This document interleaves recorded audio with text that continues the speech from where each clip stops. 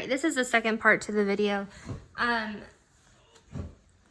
So you have to first find a least common denominator, okay? I've actually already written this down, and the way that you find this is you want to find the smallest number that the numbers go into, which is 6, okay? And because it has a variable, we have to make sure that we have an n in here. So this first one, okay, to get a common denominator, you would have to do 2n to turn that into a 6n. You have to multiply this by 6 to get that to a 6n, and you have to multiply that by n to get that to a 6n. Okay, so then after you've just figured out what the least common denominator is, then you're going to multiply this equation here by that. So you have 4 thirds times 6n. Okay, when you multiply a fraction times a whole number or times a number that's not a fraction, that's like saying it's over 1. So you just do 4 times 6n is 24n, and 3 times 1 is 3. Then you do the same thing with the next part. So 7 over n times 6n. Well, 7 times 6 is 42. So 42n, and we still have our n. Then we have 1/6 over 6n. So 1 times 6n is 6n, and we still have over 6. Okay, so then from there you want to simplify this down. Well, 24n divided by 3 is 8n. 42n divided by n, the n's cancel, so we have 42. 6n over 6, the 6's cancel, so we have n. Okay, then we want to solve that. So let's subtract 8n over. That gives us negative 42 equals negative 7n. Divide by negative 7, and n is equal to 6. Okay, you also always want to check your answers, so make sure that you plug that back in and check and see if it's going to work. And that should work. If you plug that back into the original, you have 4 thirds and minus 7/6, and it should equal 1/6. And that's your answer. Okay, on number 8, the least common denominator is going to be 2k. Okay, the only number here is 2, so we know the number's 2, and the only variable there is k, so it has to be 2k. Okay, so we're going to multiply this entire thing by 2k. So 3 over k times 2k. Well, 3 times 2k is 6k. We're still over k. 1/2 times 2k. 1 times 2k is 2k over 2. 12 over k times 2k. Well, 12 times 2k is 24k, and we are still over k. So then we want to simplify that down. So 6k divided by k is 6. 2k divided by 2 is k. 24k divided by k is 24. Okay, subtract 6 over. So we have negative k equals, well, 24 minus 6 is 18. Divide by negative 1, we have k equals negative 18. And then plug that back into the original equation and solve and check it, and it does work, so that's your answer. Okay, number 9. In this denominator, because we have p squared minus 4, you want to simplify that down so we can figure out what our least common denominator is going to be. So we can do difference of squares with that, and you get p plus 2 and p minus 2. Well, since this is a p minus 2 and that's a p minus 2, okay, then over here you just have to multiply that times a p plus 2 to be able to get to the same thing. And this, because it's a whole number, we know that that is over 1. Okay, so that means our least common denominator here is going to be p squared minus 4. Okay, so multiplying that, so we have p, okay, times, let's see, hold on.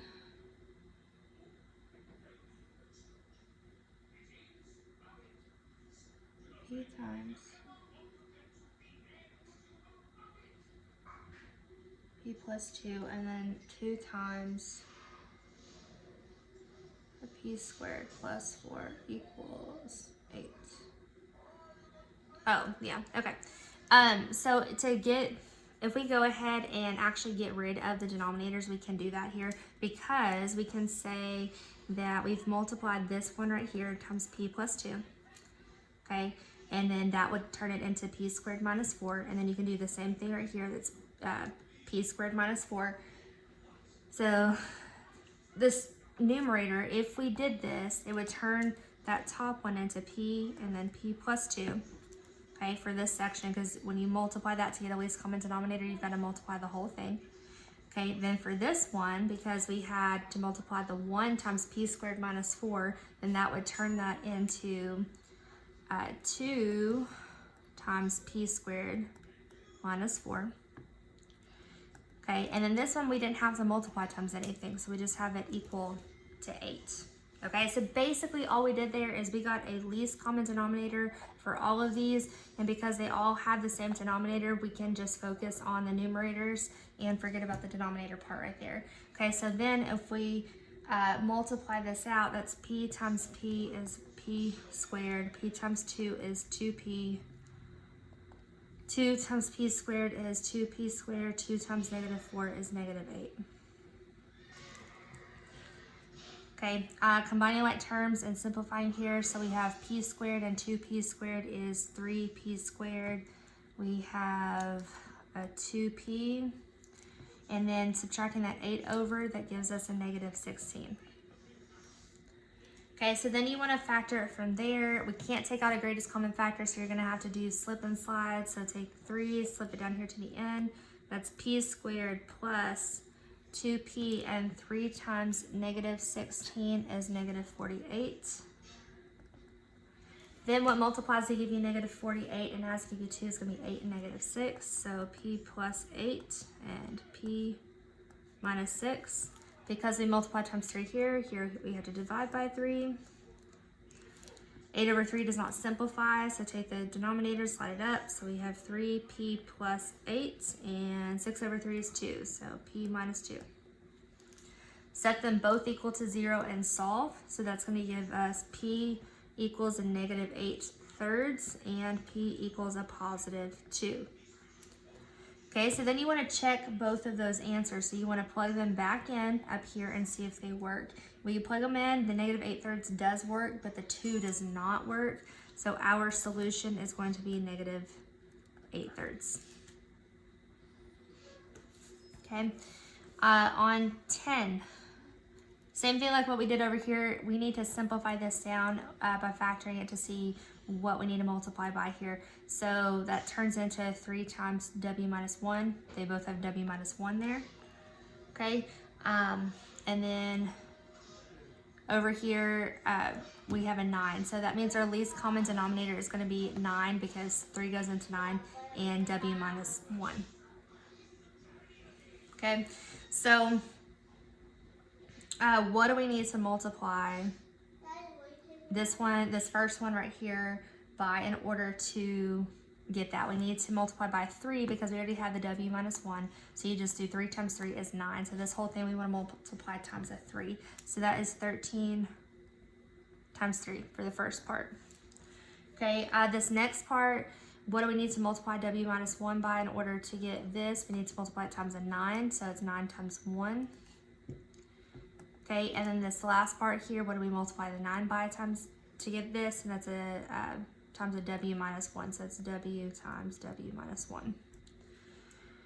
Okay, so 13 times 3 is 39, and then 9 times 1 is 9, and then we have w squared minus w.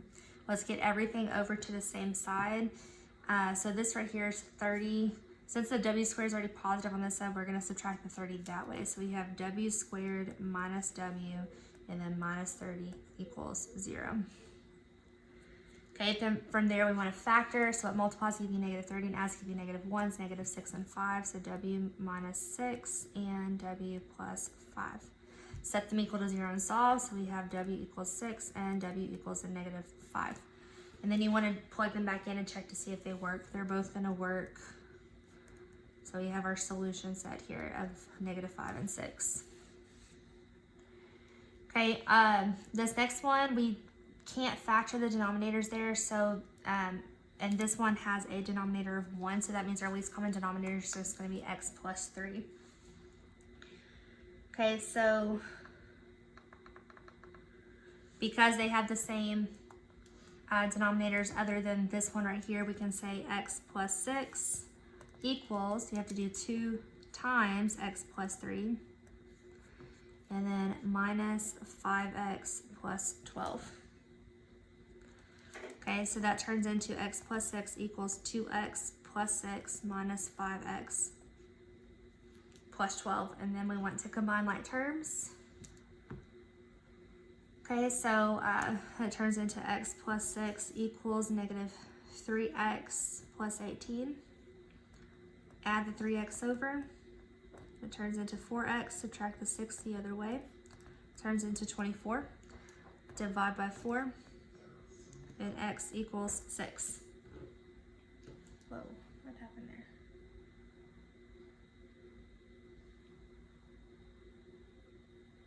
Oh, wait. I made a mistake. Okay, so this up here, this subtraction, sorry, this should have been parentheses right there because that's subtracting the entire thing. So that actually should have been, I did a negative 5x, but that actually should have been a negative 12 right there, which turns this into a negative 6, which makes this a negative 12, and then our final answer is a negative 3. Sorry, I made a mistake right there.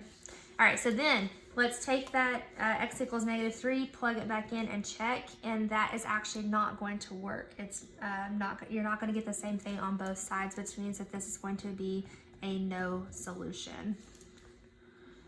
Okay, on number 12, we need to factor out the denominator here, which turns into c times c minus 4, which means that this one you'd have to multiply times a c, and this one you have to multiply times c minus 4. Okay, so the first one, we didn't change the denominator there, so because we didn't have to multiply times anything, so we can just bring the 3c minus 2 down. This one we had to multiply times a c, so c times c is c squared. This one we have to multiply times the whole thing, so that turns into a negative